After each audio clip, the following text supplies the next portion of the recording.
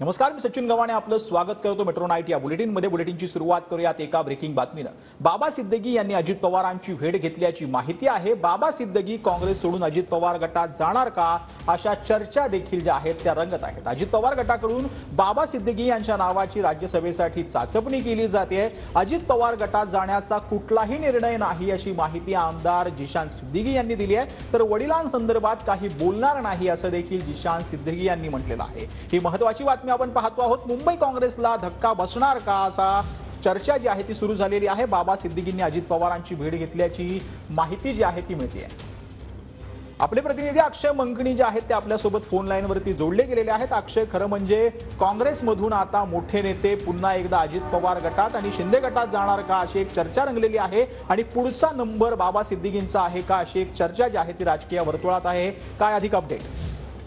सचिन, खरं तर राज्यसभेच्या 6 जागा ज्या आहेत त्या रिक्त होत आहे आणि त्या 6 जागेची निवडणूक जी आहे ती या फेब्रुवारी महिन्यात होणार आहे आणि अजित पवार गटाकडे एक व्यक्ती जो आहे तो राज्यसभेवरती खासदार म्हणून पाठवायचा आहे। खरं तर अजित पवार गटातून यंदा राज्यसभेवरती अल्पसंख्याक चेहऱ्याची निवड जी आहे ती करण्यात येत आहे। त्यामुळे खरं तर बाबा सिद्दीकी यांची जी भेट आहे अजित पवार यांच्यासोबत काल त्यांच्या घरी झालेली होती, त्याच संदर्भात जी आहे ती संपूर्ण भेट झाल्याची जी आहे ती माहिती मिळत आहे। परंतु ज्यावेळेस जिशान सिद्दीकी जे बाबा सिद्दीकी यांचे पुत्र आहेत आणि वांद्रा पूर्व येथून जे आमदार आहेत काँग्रेसमधनं, त्यांच्याशी संपर्क साधल्यावरती त्यांनी सांगितलं की माझ्याबद्दल तरी माहित नाही, परंतु माझे वडील अर्थात बाबा सिद्दीकी हे पक्षप्रवेश करणार की नाही या संदर्भात मला अधिकची काही माहिती नाही असं त्यांच्याकडनं सांगण्यात आलंय। परंतु एकंदरीतच अजित पवार गटाकडनं यंदा राज्यसभेवरती अल्पसंख्याक चेहरा पाठवण्यात येणार आहे आणि त्याची चाचपणी सातत्याने अजित पवार गटाकडनं केली जाते। खरं तर